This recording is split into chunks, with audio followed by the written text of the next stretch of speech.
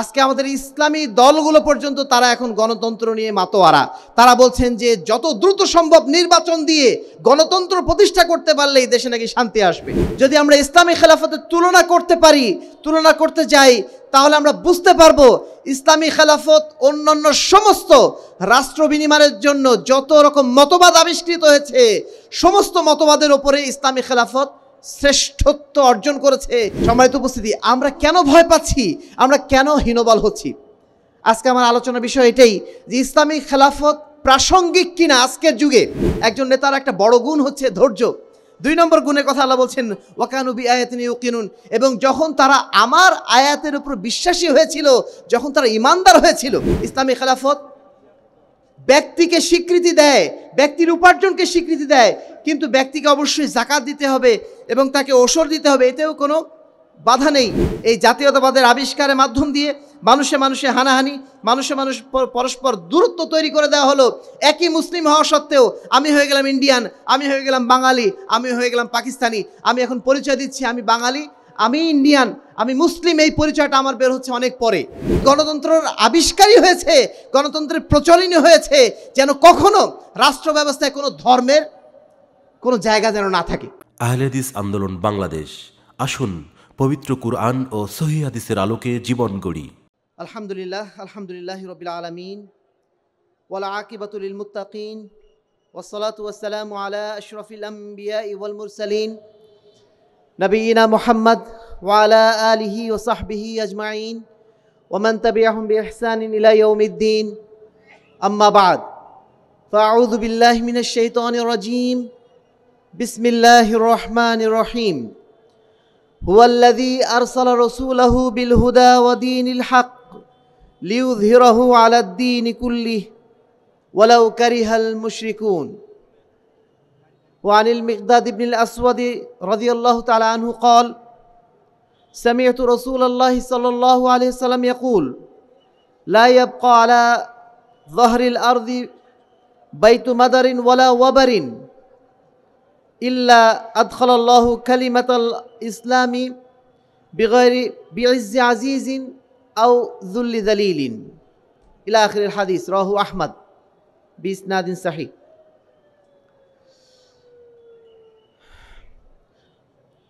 পঁয়ত্রিশতম বার্ষিক কেন্দ্রীয় তাবলিগ ইজতেমা আহলে হাদিস আন্দোলন বাংলাদেশ কর্তৃক আয়োজিত আজকের ইজতেমার সম্মানিত সভাপতি,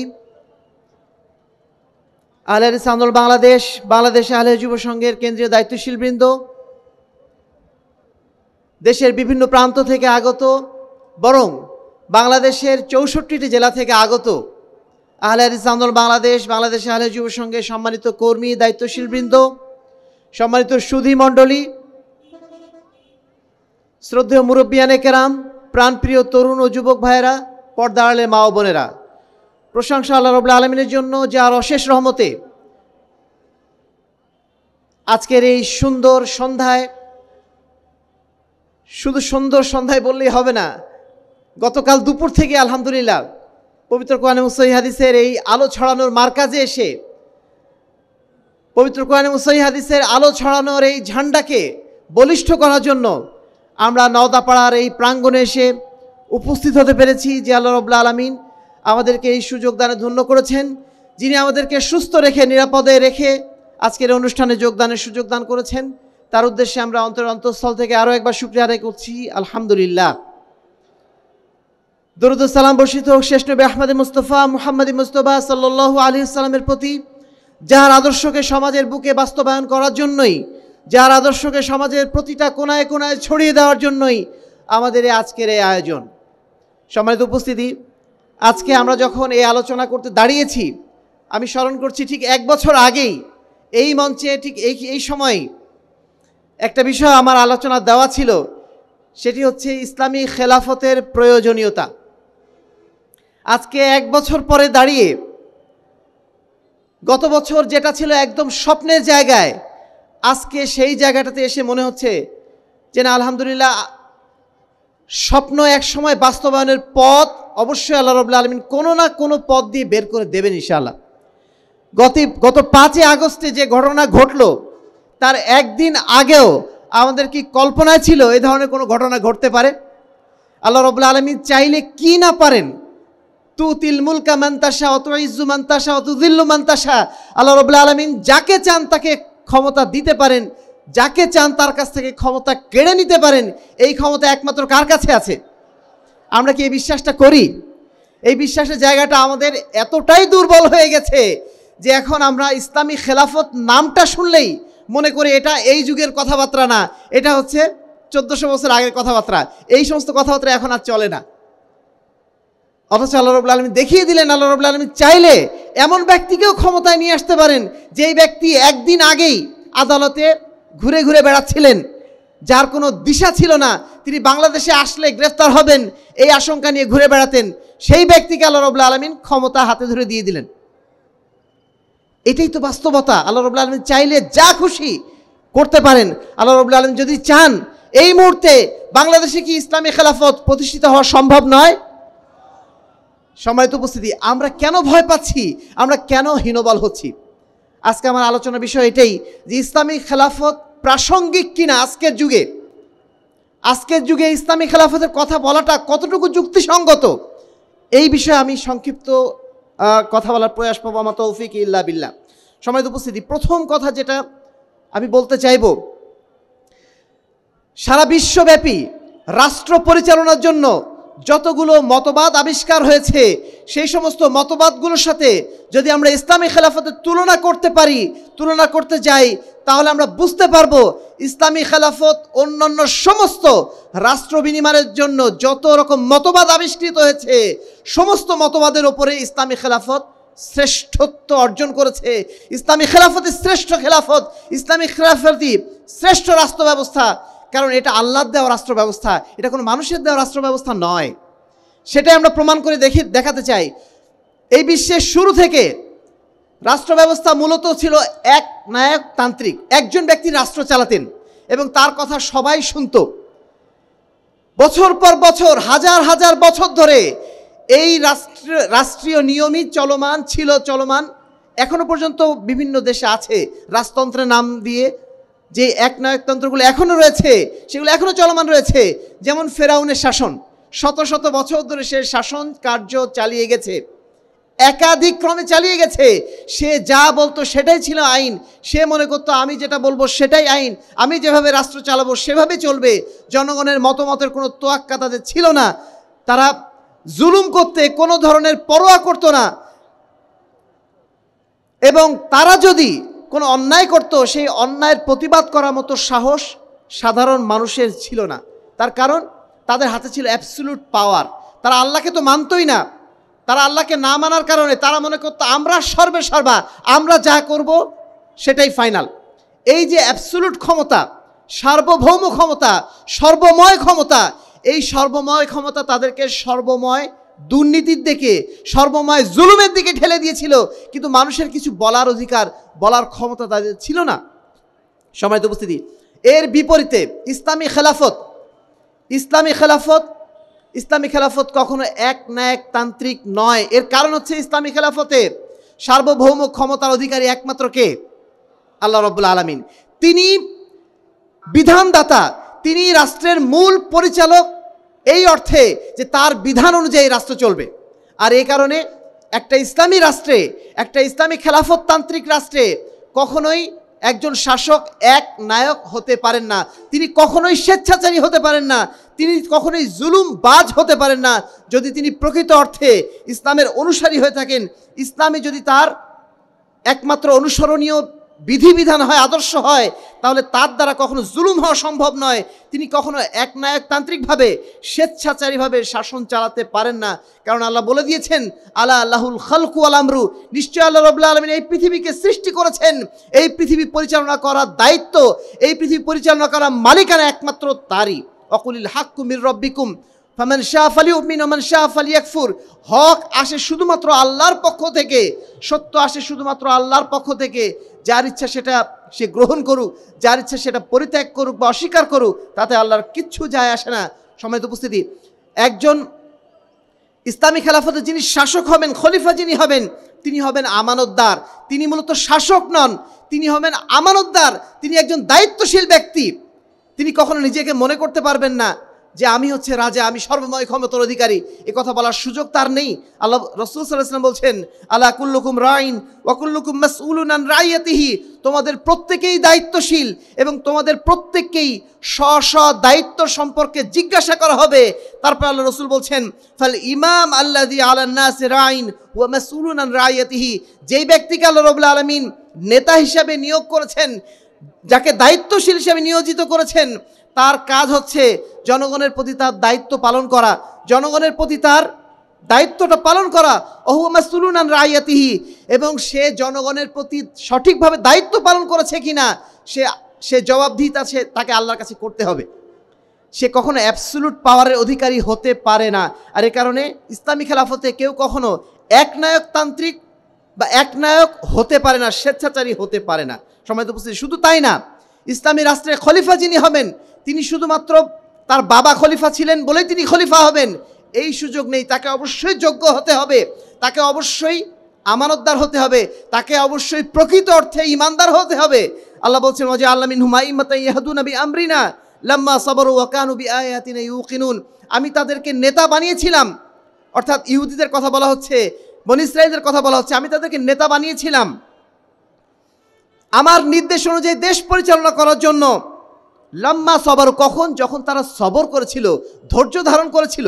একজন নেতার একটা বড় গুণ হচ্ছে ধৈর্য।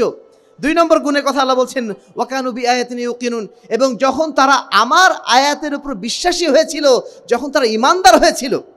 একজন নেতাকে অবশ্যই ইমানদার হতে হবে। ইসলামী খেলাফতে যিনি খলিফা হবেন তাকে অবশ্যই প্রকৃত অর্থে ইমানদার হতে হবে, প্রকৃত মুমিন হতে হবে।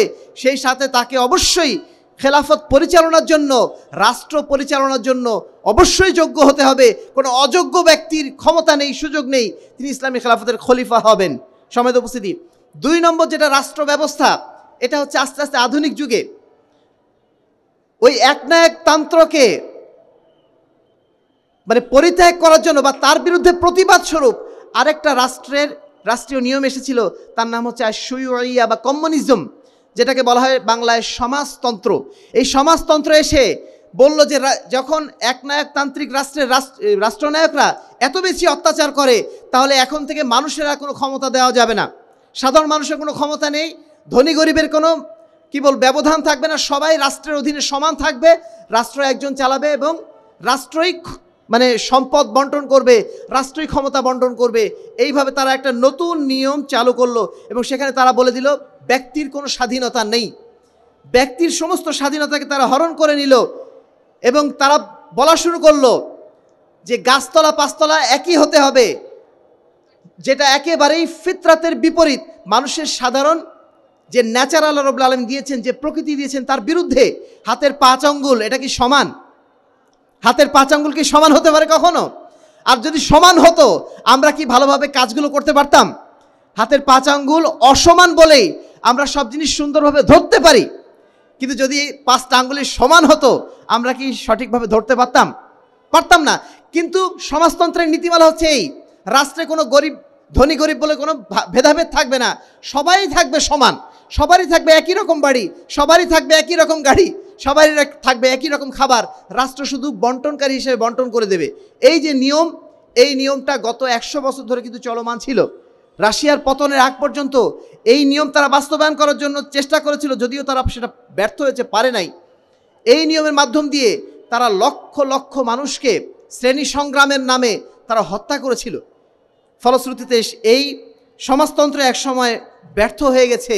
এর বিপরীতে ইসলামী খেলাফতের যে অবস্থান, ইসলামী খেলাফত মানুষের ব্যক্তিগত স্বাধীনতাকে স্বীকার করে নেয়।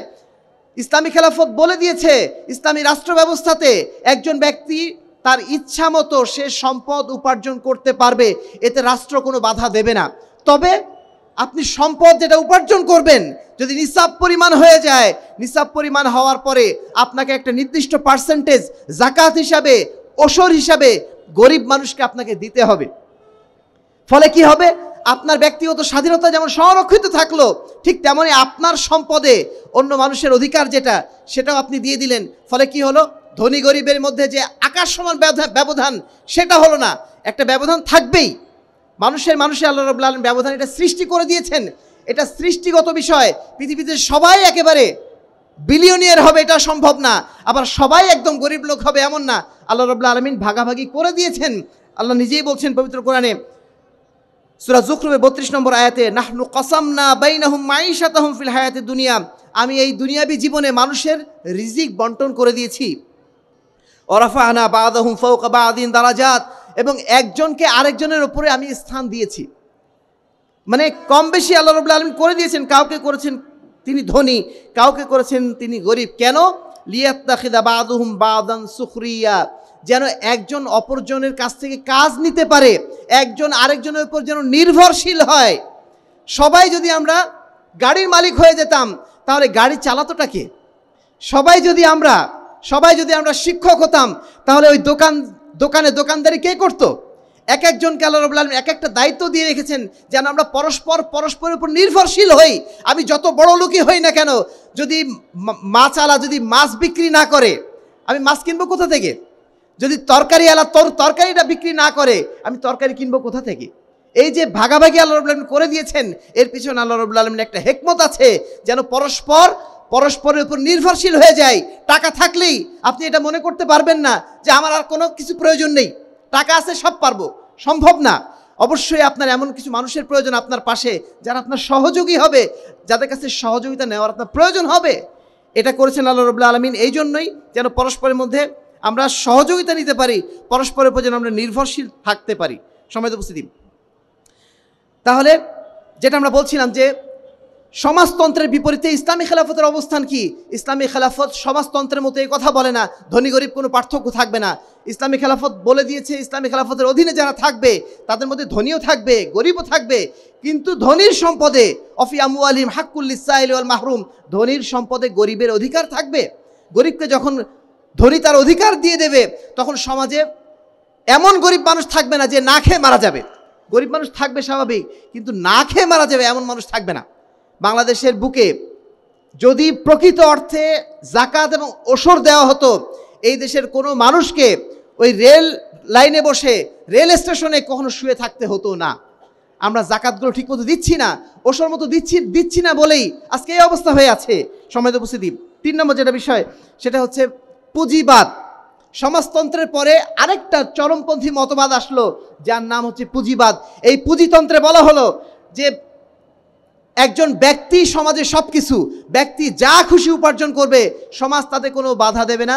ব্যক্তি নিজের ইচ্ছা মতো উপার্জন করবে, ব্যক্তি নিজের ইচ্ছা মতো সম্পদ কামাবে, হালাল হারাম কিছুই বাছ বিচার করবে না। এই যে একটা নিয়ম চালু হলো, তার নাম হচ্ছে পুঁজিবাদ। এই পুঁজিবাদের মাধ্যম দিয়ে গাছতলা এবং পাঁচতলার ব্যবধানটা আস্তে আস্তে আরও বৃদ্ধি পেতে লাগলো।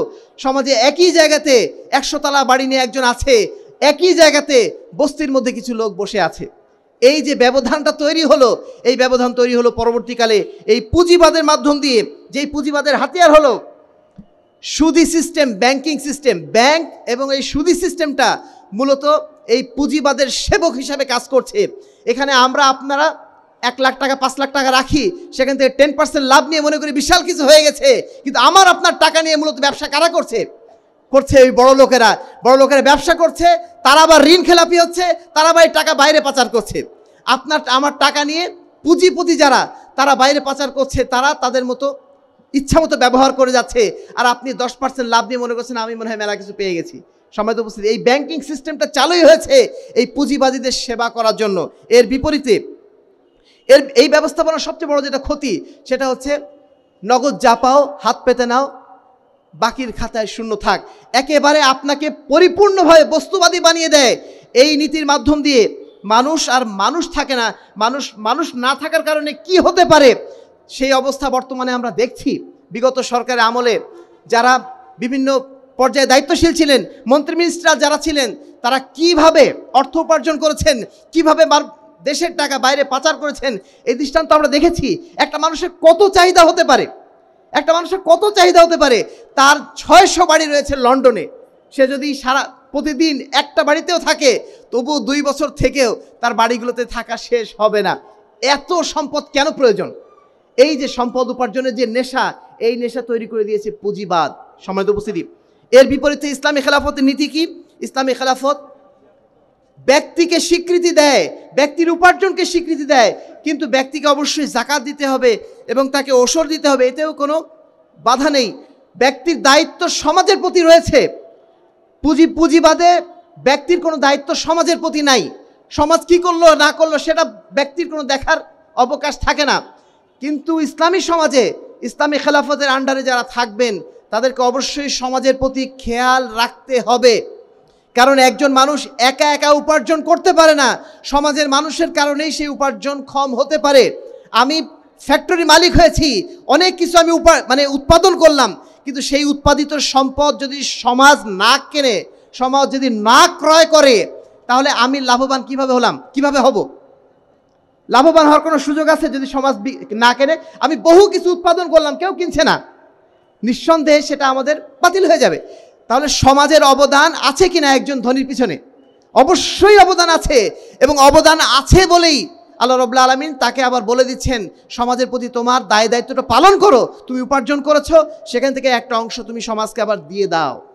ইসলাম এটাই বলে দিয়েছে, ইসলামী খেলাফত এটাই বলে দিয়েছে।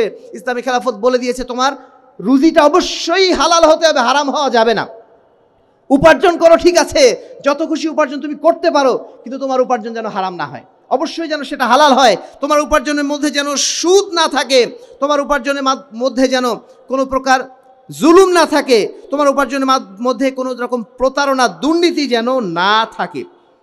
ইসলাম আরও আমাদেরকে শিখিয়ে দিয়েছে ওয়াকফ করার নীতি শিখিয়ে দিয়েছে। ইসলাম আমাদের শিখিয়ে দিয়েছে কর্জে হাসানা দেওয়ার নীতি। এইভাবে ইসলামী খেলাফত আমাদেরকে একটা কল্যাণমূলক রাষ্ট্রের পথে, একটা কল্যাণমূলক সমাজ গঠনের পথে নিয়ে যায়। এর বিপরীতে যত মতবাদ রয়েছে পুঁজিবাদের মাধ্যম দিয়ে, একটা বড় জিনিস এখন আপনারা জানেন সবাই, বাংলাদেশের প্রত্যেকটা আনাচে কানাচে ছড়িয়ে পড়েছে ক্ষুদ্র ঋণ। ক্ষুদ্র ঋণের কথা আপনারা জানেন তো, তাই না?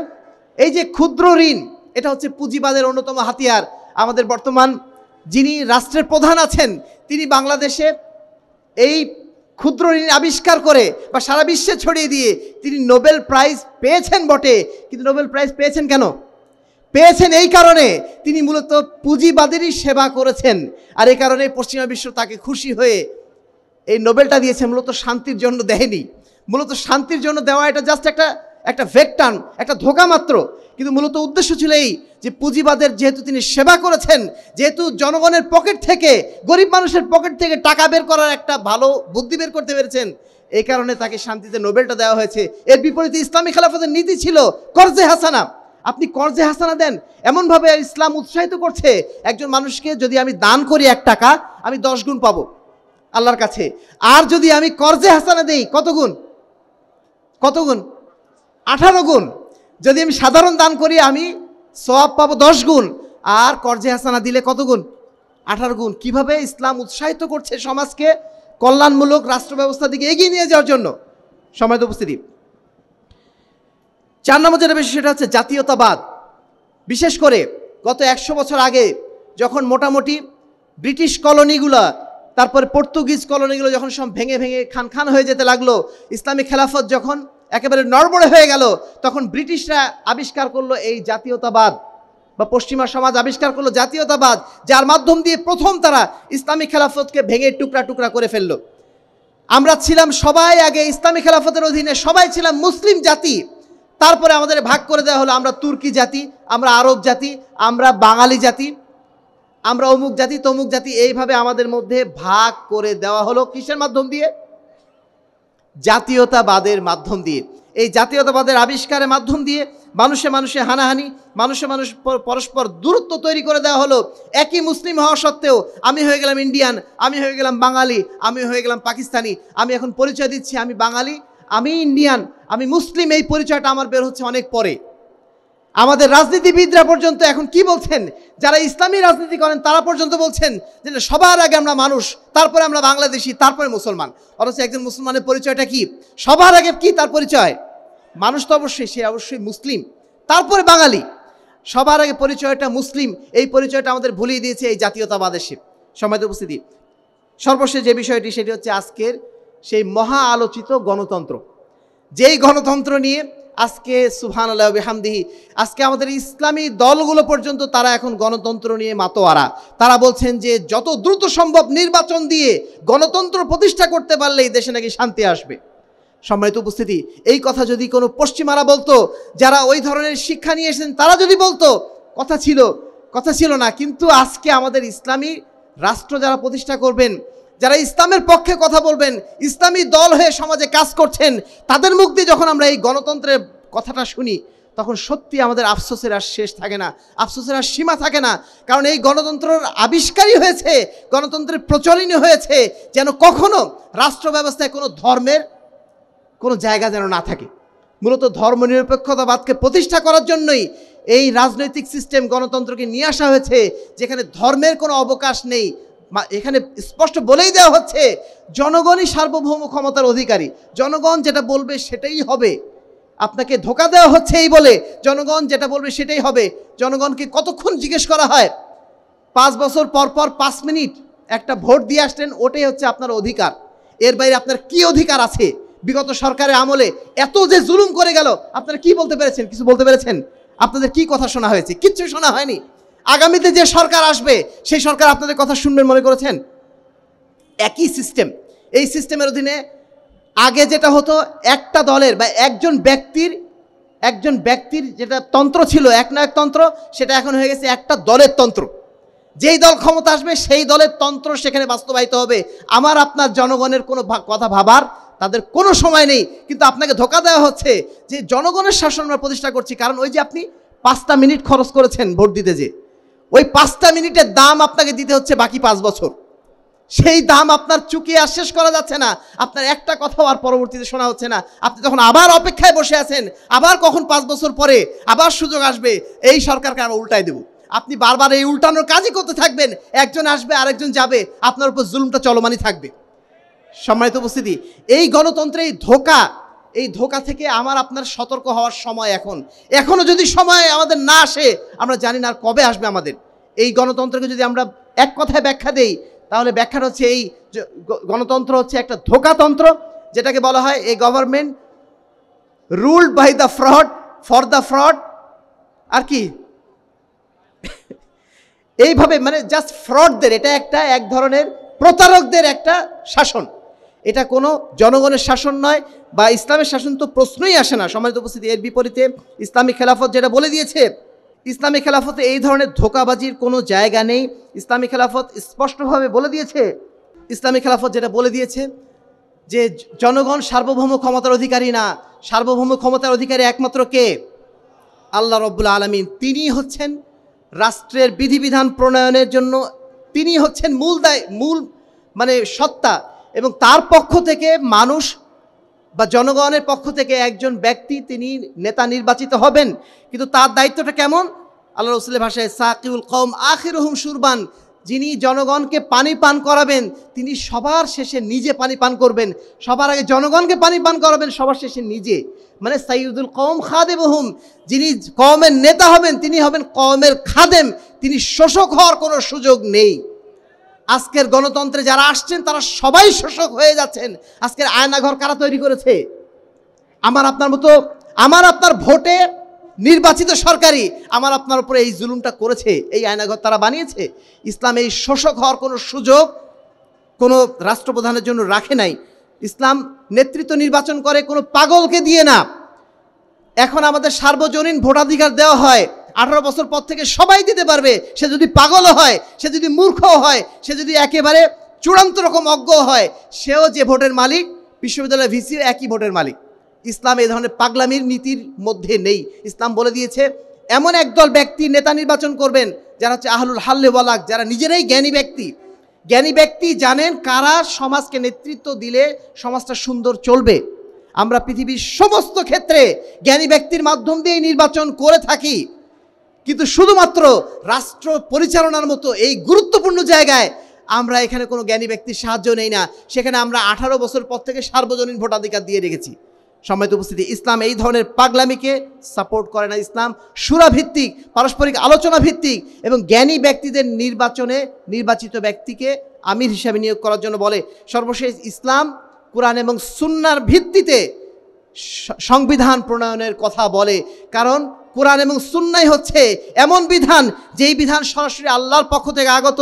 আল্লাহ বলছেন ওয়াতাম্মাত কালিমাতু রাব্বিকা সিদকাও ওয়া আদলা, আল্লাহ রাব্বুল আলামিনের পক্ষ থেকে যে বিধান এসেছে সেই বিধান দুইটা দিক দিয়ে পরিপূর্ণ, একটা হচ্ছে সততা আর আরেকটা হচ্ছে ন্যায় বিচার। আল্লাহর বিধানে কোনো প্রকার অন্যায়ের সুযোগ নেই, আল্লাহর বিধানে কোনো প্রকার অসততার সুযোগ নেই। আর এই কারণেই আল্লাহর বিধান দিয়ে যেই শাসন প্রতিষ্ঠিত হয়, আল্লাহর বিধান দিয়ে যে রাষ্ট্র প্রতিষ্ঠিত হয়, সেই রাষ্ট্রে কখনো জুলুম হতে পারে না, সেই রাষ্ট্র কখনো দুর্নীতি হওয়ার কোনো সুযোগ নেই। সম্মানিত উপস্থিতি, আমি আলোচনার শেষ লগ্নে চলে এসেছি। ইসলামী খেলাফত প্রতিষ্ঠার জন্য আহলে হাদিস আন্দোলনের তরিকাটা কি, আহলে হাদিস আন্দোলনের প্রস্তাবনাটা কি? আমরা যেটা চাই যে একজন এমন আমিরকে নিয়োগ করা হোক যিনি দক্ষতার ভিত্তিতে, যিনি তার আমানতদারিতার ভিত্তিতে, যিনি তার দিনদারিতার ভিত্তিতে নির্বাচিত হবেন। আজকে আপনারা বলবেন যে নির্বাচন ছাড়া ক্ষমতায় কিভাবে আনবো আমরা? নির্বাচন ছাড়া আমাদের ডক্টর ইউনূসকে এখন ক্ষমতায় কারা নিয়ে আসলো? ডক্টর ইউনূস যে ক্ষমতায় আসছেন, আপনারা কি তাকে নির্বাচন করেছিলেন? কিভাবে আসলো? দেশের একদল মানুষ যারা মনে করেছেন তিনি এখন উপযুক্ত, তাকে সেভাবে নিয়ে আসা হয়েছে। ঠিক একইভাবে যেই দেশের মানুষ ডক্টর ইউনূসের মতো লোককে দেশের ক্ষমতায় বসাতে পারে, আমরা এই দেশে লক্ষ কোটি জনতা, তারা ইসলামের পক্ষে আমরা কথা বলছি। এই দেশে আমরা যদি আপনাদেরকে এক্ষুনি জিজ্ঞেস করি যে আপনারা কি এই দেশে ইসলামী রাষ্ট্র চান, এই দেশে কি আপনারা ইসলামী রাষ্ট্র চান, এই কথা যদি আপনাদের জিজ্ঞেস করি, আপনারা এখানে শতভাগ মানুষ হাত তুলবেন, তাই না? শুধুমাত্র এখানে না, সারা বাংলাদেশে আমরা যদি এই কথা জিজ্ঞেস করি, বাংলাদেশে 80% মানুষ হাত তুলবে যে না, আমরা ইসলামী রাষ্ট্র চাই। সবাই মিলে যখন আমরা চাচ্ছি, ওই সামান্য কয়েকজন মানুষের চাওয়ার কারণে ডক্টর ইউনূস যদি ক্ষমতায় যায়, আমরা দেশের 80% মানুষ এখন রয়েছে ইসলামের শাসনের পক্ষে, তাহলে কেন আমাদের মধ্য থেকে একজন ইসলামপন্থী ব্যক্তি, যিনি দিনদারিতায় অগ্রগামী, যিনি জ্ঞানের ক্ষেত্রে অগ্রগামী, তিনি কেন শাসক হতে পারবেন না? আমরা চাই এমন একজন আমির নিয়োগ করতে, এমন একজন শাসক নিয়োগ করতে, যিনি আমাদের মধ্য থেকে দিনদারিতার ক্ষেত্রে অগ্রগামী হবেন, যিনি ইসলামী শাসন ব্যবস্থা প্রতিষ্ঠা করবেন, এমন একজন আমির চাই। আমির নির্ধারণ হওয়ার পরে তিনি পার্লামেন্ট সদস্য নির্বাচন করবেন এবং শুরা কমিটি তিনি গঠন করবেন। শুরা কমিটির মাধ্যম দিয়েই পরবর্তী নেতৃত্বগুলো নির্বাচিত হবে এবং সেখানে কোনো এমপি ইলেকশন যেটা এখন হচ্ছে, এই সমস্ত এমপি ইলেকশন আমরা চাই না। মোহতারাম আমির জামাত বহুদিন আগে থেকে বলে আসছেন দল ও প্রার্থীবিহীন নির্বাচন ব্যবস্থা। আপনারা শুনে আসেননি? আমরা এই রাজনৈতিক দলগুলো চাই না। আপনারা কি চান? এই রাজনৈতিক দলগুলো মারামারিকে আপনারা দেখতে চান? আমরা এই সমস্ত ইলেকশন আর দেখতে চাই না। আমরা চাই এখানে সৎ এবং যোগ্য দায়িত্বশীল নির্বাচিত হোক, সৎ এবং দায়িত্বশীল নিয়োগ করা হোক, সেটা বিসিএস এর মাধ্যমে হোক না, সমস্যা কি? একজন এমপি নির্বাচন আমার কি দরকারটা কি? এইভাবে এত শত শত কোটি টাকা নষ্ট করে এমপি নির্বাচন করা। যদি একজন ডিসি সঠিকভাবে দায়িত্ব পালন করেন, এই জেলা যদি সঠিকভাবে চলে, আমাদের কোনো আপত্তি আছে? কি দরকার আমার এমপি? কি দরকার আমার এই চেয়ারম্যান, যে চেয়ারম্যান শুধুমাত্র এসেছেন এই দুর্নীতি করার জন্য, আমার আপনার টাকা নিয়ে পকেট ভারী করার জন্য যারা আসেন, তাদের কোনো প্রয়োজন আমাদের আছে? আমরা এই সমস্ত এমপি ইলেকশন চাই না। আমরা বারবার এই কথা বলে এসেছি। মোহতারাম আমির জামাত সেই শুরু থেকেই বলে আসছেন দল ও প্রার্থীবিহীন নির্বাচন ব্যবস্থা আমরা চাই। সম্মানিত উপস্থিতি, এখন আমাদের করণীয় কি? সর্বশেষ ইসলামী রাষ্ট্র ব্যবস্থা প্রতিষ্ঠার জন্য আমাদের প্রথম যেটা করণীয়, আমাদেরকে দাওয়াতি ময়দানে সক্রিয় হতে হবে এবং আপোষহীনভাবে কোনো রকম ছল চাতুরির আশ্রয় নেওয়ার কোনো প্রয়োজন নেই। এ কথা বলার দরকার নেই যে আমাদের একটা কল্যাণ রাষ্ট্র প্রতিষ্ঠা করতে হবে, আমার একটা এমন রাষ্ট্র প্রতিষ্ঠা করতে হবে যেখানে ন্যায় বিচার আছে। এই সমস্ত ভেক টার্ম ব্যবহার করা আমাদের দরকার নেই। আমাদের এখন স্পষ্ট ভাষায় বলা দরকার, এই বাংলাদেশের 90% মানুষ মুসলমান, এই বাংলাদেশের 83% মানুষ চায় এদেশে ইসলামী শরিয়া প্রতিষ্ঠিত হোক। অতএব আমাদেরকে এখন স্পষ্ট ভাষায় বলতে হবে, এই বাংলাদেশ হোক ইসলামী রাষ্ট্র পরিপূর্ণভাবে। এই দাওয়াতটা আমাদের সব জায়গায় পৌঁছে দিতে হবে। একজন সমকামী ব্যক্তি যদি সমকামিতার সেই লক্ষ্য পূরণ করার জন্য সে যদি শাহবাগের মোড়ে যেয়ে সে যদি মানববন্ধন করতে পারে, আমরা এত কোটি মুসলমান, আমরা কি ইসলামের পক্ষে আওয়াজ তুলতে পারবো না ইনশাআল্লাহ? সম্মানিত উপস্থিতি, আমরা সরকারের কাছে দাবি জানাতে চাই, ওই সমস্ত সেকুলার দলগুলোর কাছে আমরা দাবি জানাতে চাই, আপনারা যদি বিগত 16 বছরে একটা জুলুমবাদী শাসনের ক্ষেত্রেও আপনারা যদি চুপচাপ বসে থেকে সেটাকে যদি আপনারা গ্রহণ করে থাকেন, তাহলে ইসলামী শাসন ব্যবস্থা অন্তত পক্ষে আপনাদের একবার দেখা দরকার যে ইসলামী শাসন ব্যবস্থা আসলে সমাজটা কীভাবে চলে। এটা আপনাদের একবার দেখা দরকার। আমরা এই দাওয়াতটা প্রত্যেক সেকুলার দলের কাছেও পৌঁছে দিতে চাই, প্রত্যেক মানুষের কাছে আমরা পৌঁছে দিতে চাই। মক্কায় বসে, মদিনায় বসে ইহুদি খ্রিস্টানরা যদি আল্লাহ রসুলের শাসন মেনে নেয়, আপনারা এখানে মুসলমান হয়ে কেন একজন ইসলামী রাষ্ট্র প্রতিষ্ঠার জন্য যিনি কাজ করছেন তার পিছনে আপনারা কেন সমর্থন দেবেন না? এই দাওয়াতটাকে আমরা সেকুলার দলগুলোর কাছে পৌঁছে দিতে পারি না? আমরা সাধ্যমতো এই চেষ্টাটা করে যাব যেন আমরা প্রত্যেক জায়গায় এই দাওয়াতটা পৌঁছে দিতে পারি। প্রয়োজনে আমরা ডক্টর ইউনূসকে বলতে পারি যে আপনি গণভোট দেন, আপনি এদেশের মানুষ আসলে নির্বাচন চায় নাকি ইসলামী রাষ্ট্র চায়, আপনি একটা গণভোট দেন। আমার নিশ্চিত বিশ্বাস এদেশের 70% মানুষ ভোট দেবে যে না, এদেশে ইসলামী রাষ্ট্র প্রতিষ্ঠিত হোক। কি মনে হয় আপনাদের? ইনশাল্লাহ আমরা এই দাবি ডক্টর ইউনূসের কাছে আমরা পাঠাতে চাই যে আপনারা একটা গণভোটের ব্যবস্থা করুন। এদেশের মানুষ ইসলামী রাষ্ট্র চায় নাকি প্রচলিত এই সেকুলার রাষ্ট্র চায়, এটার পক্ষে একটা গণভোট দেন, তারপর দেখেন কি হয়। সম্মানিত উপস্থিতি, আমরা যারা ইসলামী দল রয়েছি তাদের প্রতি আমাদের যেটা দাবি, আমাদের যেটা বক্তব্য, আমরা আসুন অন্তত একটা পয়েন্টে ঐক্যবদ্ধ হই যে না, এদেশের শাসন ব্যবস্থা, এদেশের সংবিধান হোক আল কোরআন। এইটুকু অন্তত যদি আমরা ঐক্যবদ্ধ হতে পারি, বাকি সবগুলো সাইডে রাখলাম, একটা জায়গায় যদি ঐক্যবদ্ধ হতে পারি, তবুও ইনশাল্লাহ আমরা ইসলামী রাষ্ট্র গড়ার পথে অনেক দূর এগিয়ে যাব। কিন্তু দয়া করে এই গণতন্ত্রের কথা আর মুখে নিয়ে আসবেন না। এই কাজটা আমরা বলবো, আমরা অত্যন্ত দুঃখ পাই, কষ্ট পাই। আমাদের আহলে হাদিস ভাইদের মধ্যেও কিছু মানুষ তারা এখন গণতন্ত্রের পক্ষে উঠে পড়ে লেগেছেন। তারা মাওলানা আকরাম খান উদাহরণ নিয়ে আসছেন, তারা আল্লামা আব্দুল হাই কাফি আল কুরাইশির কথা তারা উপস্থাপন করছেন। তারা বলছেন তাকে স্টাডি করতে গেলে এতগুলো সেমিনারে উপস্থাপন করা লাগবে, অথচ তারা বুঝলেন না আল্লামা আব্দুল হাই কাফির রাজনীতিটা কী ছিল। আল্লামা আব্দুল হাই কাফি আল কুরাইশি তার জীবনের শেষ 12টা বছর তারজুমানুল হাদিস যখন তিনি প্রকাশ করছেন, কতগুলো তিনি আর্টিকেল লিখেছেন গণতন্ত্রের বিপক্ষে। তিনি চমৎকার একটি বই লিখেছিলেন, একটি পত্রের জবাব, এবং সেইখানে তিনি কেন এই প্রচলিত গণতান্ত্রিক ইসলামী দলগুলোকে সাপোর্ট করা যাবে না সেই জন্য এত সুন্দর একটা বই তিনি লিখলেন। আর আমাদের নেতৃবৃন্দ তারা এখনও বুঝলেন না যে আল্লামা আব্দুল হাই কাফি আল কুরাইশির রাজনীতিটা কী ছিল। তিনি আল্লামা মাওলানা আকরাম খান উদাহরণ নিয়ে আসছেন। মাওলানা আকরাম খান কখনো আহলে হাদিস হিসাবে রাজনীতি করেন নাই। তিনি ব্যক্তিগতভাবে আহলে হাদিস ছিলেন বটে, কিন্তু আহলে হাদিসের রাজনীতি তিনি করেন নাই। তার উদাহরণ কেন আপনি টানছেন? কেন আপনি আল্লামা আব্দুল হাই কাফি আল কুরাইশির সেই পূর্ব জীবনের হিস্ট্রি আপনি টেনে নিয়ে আসছেন? শেষ 12 বছর উনি কী করেছিলেন? শেষ 12 বছর তার মূল কাজই ছিল ইসলামী রাষ্ট্র প্রতিষ্ঠার জন্য কাজ করা। সেজন্য প্রচলিত এই গণতান্ত্রিক রাজনীতি যোগ দিতে হবে নাকি? ইসলামী রাষ্ট্র প্রতিষ্ঠা করার জন্য আপনি আজকে যে প্রচেষ্টা চালাচ্ছি, মানুষ দুয়ারে দুয়ারে যে দাওয়াত দিয়ে যাচ্ছি, এর বাইরে আমাকে আবার যে প্রচলিত রাজনীতিতে নেমে গণতান্ত্রিকভাবে ন্যাশনাল অ্যাসেম্বলিতে যাওয়ার এই পথে আমাকে যেতে হবে, এটা আমাকে কে শিখালো, কে বলল? সম্মানিত উপস্থিতি, আমরা আহলুল হাদিস ভাইরা কমপক্ষে যেন এই বিভ্রান্তির মধ্যে না পড়ি। সর্বশেষ কথা হচ্ছে এই যে আজকে ইসলামিক খেলাফত বাদ দিয়ে অন্য যত সেকুলার সিস্টেম আছে, প্রত্যেক সিস্টেমের মূল কথা হচ্ছে ইবাদাতুল ইবাদ, মানুষের ইবাদত করা, মানুষের দাসত্ব করা। আর ইসলামিক খেলাফতের মূল কথা হচ্ছে ইবাদাতুল্লাহ, একমাত্র আল্লাহর ইবাদত করা। কালেমা লা ইলাহা ইল্লাল্লাহ হচ্ছে আমাদের কালেমা। এর বাইরে আমাদের কোনো কালেমা আছে? আমরা একমাত্র লা ইলাহা ইল্লাল্লাহ এই কালেমার অনুসারী, এই স্কুলের অনুসারী। এই স্কুলে যারা অনুসারী হয়েছেন, এই কালেমার যারা অনুসারী হয়েছেন, তাদের মুখে ইসলামিক খেলাফত বাদ দিয়ে, ইসলামী রাষ্ট্র ব্যবস্থা বাদ দিয়ে অন্য কোনো রাষ্ট্র ব্যবস্থা, অন্য কোনো মতবাদ, অন্য কোনো আদর্শের কথা কখনো আসতে পারে না। এই আজকে আলহামদুলিল্লাহ বাংলাদেশের 64 জেলা থেকে আমাদের ভাইরা এখানে এসেছেন। আমরা আপনাদের প্রত্যেকের কাছে এই দাওয়াত, এই মেসেজ পৌঁছে দিতে চাই, আমরা যেন কোনো অবস্থাতেই, আমরা যেরকম শিরক এবং বেদাতের বিরুদ্ধে রুদ্র কঠোর, ঠিক তেমনি রাজনৈতিক ক্ষেত্রেও আমরা যেন কোনো শিরকের সাথে কখনো আপোষ আমরা না করি।